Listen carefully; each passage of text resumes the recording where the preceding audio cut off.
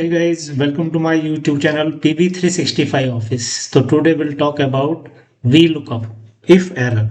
तो आपने देखा होगा जब VLOOKUP लगाते हो तो कभी कभी क्या एरर आती है, तो उसको एलिमिनेट करने के लिए आज ये ट्यूटोरियल बनाया है। तो उसके क्या क्या स्टेप्स हैं आप देख सकते हो। ये एक डेटा है, ये डेटा हमने एक कंपनी का जो एम्प्लॉय डेटा होता है वो बनाया है। इस स्ट्रक्चर में आप कोई भी डेटा बना सकते हो, ये जरूरी नहीं है कि ये ही डेटा रखना है। अपने बिजनेस अपने वर्क के अकॉर्डिंग आप इसको मॉडिफाई कर सकते हैं, जो भी जिस भी तरीके का आपका बिजनेस है। तो हमने यहाँ पे क्या है, हमें यहाँ पे डेटा फैच करना है।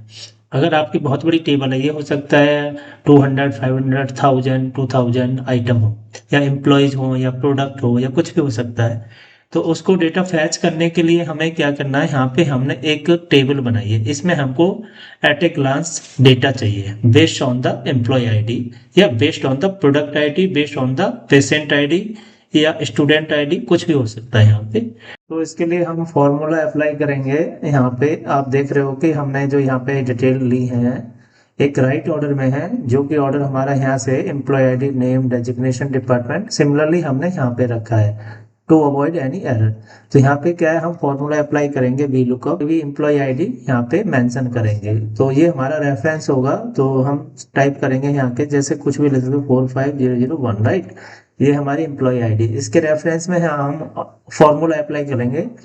तो फॉर्मूला अप्लाई के लिए क्या है, इज इक्वल टू, ओके, तो वी लुकअप ओपन ब्रैकेट। तो जैसे आपने ये फॉर्मूला टाइप किया, ये इमीडिएटली आपको देखो गाइड कर रहा, बता रहा है लुकअप वैल्यू। लुकअप वैल्यू क्या है हमारी, ये lookup value, right.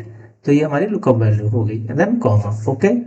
Table array, table array क्या है हमारा, ये एंटायर टेबल एरे होगा, क्योंकि हम इसको पूरे डेटा को फैच करने वाले हैं। तो ये हमने टेबल एरे ले लिया, राइट। देन कॉमा, फिर क्या है कॉलम इंडेक्स। तो कॉलम इंडेक्स के लिए क्या है, हमें एक थोड़ी सी ट्रिक अपनानी पड़ेगी। इसका मैंने एक पहले एक ट्यूटोरियल बनाया था, उसको भी आप डिटेल में देख सकते हो, लेकिन यहाँ भी मैं आपको बता देता हूँ। यहाँ लिखूंगा मैं row, okay, open bracket close bracket, right, and then comma. और एग्जैक्ट मैच के लिए हम क्या करेंगे, फॉल्स लिख सकते हो या जीरो। फॉल्स लिखने में हमेशा को कभी कभी हो सकता है कि आप एरर कर दो टाइपिंग में, तो better you type here zero and then bracket close और एंटर। तो प्रोजेक्ट मैनेजर तो आ गया, राइट। अगर मैं इसको यहाँ पे से ड्रैग करता हूँ तो इसमें क्या आ रहा है, ये एरर दे रहा है, नॉट एप्लीकेबल, ओके। इसको फिक्स करने के लिए क्या करेंगे, जो ये पहला है, जो हमारी लुकअप वैल्यू थी ये वाली, तो इसको हम क्या करेंगे, इस पे क्लिक करके F4 की प्रेस करेंगे, इसे फिक्स करेंगे। पहला काम तो ये करेंगे हम, राइट, F4, ओके, एंटर। तो आप देखेंगे यहाँ पे डॉलर का साइन आ गया दोनों तरफ। लेकिन ये जो वैल्यू है इनको भी हम फिक्स करना पड़ेगा, राइट। इसको भी हम फिक्स करेंगे, F4, okay, then click here, again F4, then enter. अभी देखते हैं क्या होता है। तो अभी कुछ कुछ डेटा आ रहा है, लेकिन यहाँ भी अभी कुछ एरर आ रही है। तो अभी इसके लिए क्या, जैसे मैंने आपको टाइप बताया था, type here row, open bracket close bracket. तो ये क्या बता रहा है, इस रो, हमने रो टाइप किया, तो ये फॉर्मूला से is equal to row open bracket close bracket से बताता है कि आपका कर्सर किस रो में है, राइट। तो क्या रो स्पेशली बताता है किस रो में है, तो ये रो 3 है। लेकिन हमने यहाँ फॉर्मूला अप्लाई किया, तो हम जब कोई भी डेटा लेंगे, सपोज करो हमने ये डेटा लेना है, तो ये किस रो में, 12 में। तो हम 12 में कैसे पहुंचेंगे, तो हम जो रो हमने अप्लाई किया यहाँ पे, ये कंडीशन जो अप्लाई की है, तो आप देख सकते हैं हम फॉर्मूला का अप्लाई कर रहे हैं, यहाँ पे अप्लाई कर रहे हैं, ओके।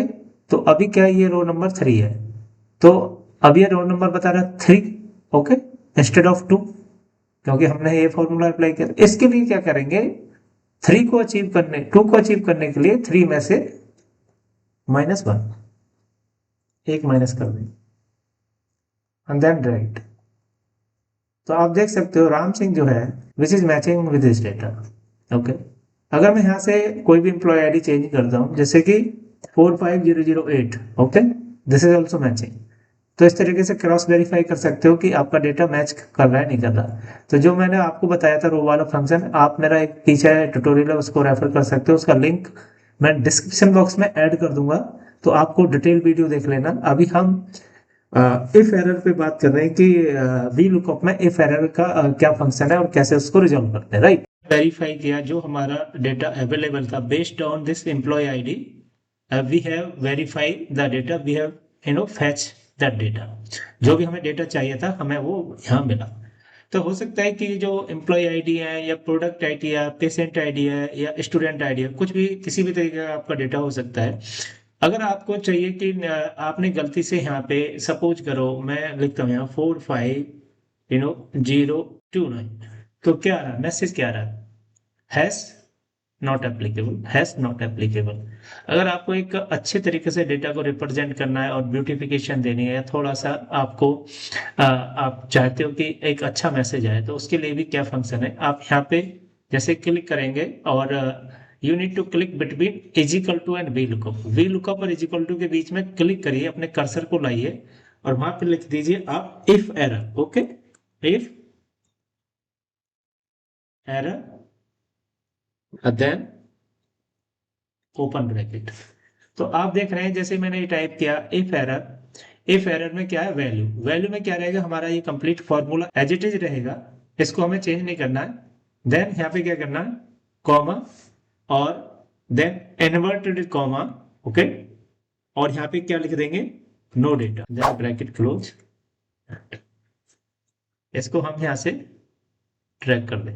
तो सिंपल हमने क्या किया कि हमने उसमें मैसेज दे दिया नो डेटा, इसका मतलब इस एम्प्लॉय आईडी का कोई भी डेटा नहीं है। अगर मैं यहाँ पे चेंज करता हूँ 45051, ओके, तो नो डेटा, मैसेज क्या आ रहा है, नो डेटा। कोई भी आप आउट ऑफ द रेंज कोई भी यहाँ पे एम्प्लॉय आईडी मेंशन करते हैं तो it will display no data. इस तरीके से आप कुछ भी मैसेज यहाँ पर टाइप कर सकते हो आप अपने फॉर्मूला में, instead of no data, no data available, no student available, no patient available, कुछ भी आप जो चाहिए आप उसको, this is the beauty of, this is the function of the V lookup if error. Okay, अभी यहाँ पे मैं फिर से रेंज वाला एम्प्लॉय आईडी टाइप करता हूँ, तो आप देखो 45002 पे क्या है, जॉन कैरो है जो कि यहाँ पे शो कर रहा है, and this data is matching with this table. So by this way, you can use this error along with the VLOOKUP formula. Now guys, you will understand about this VLOOKUP with error. If you like this video, please like and subscribe, and thank you for watching.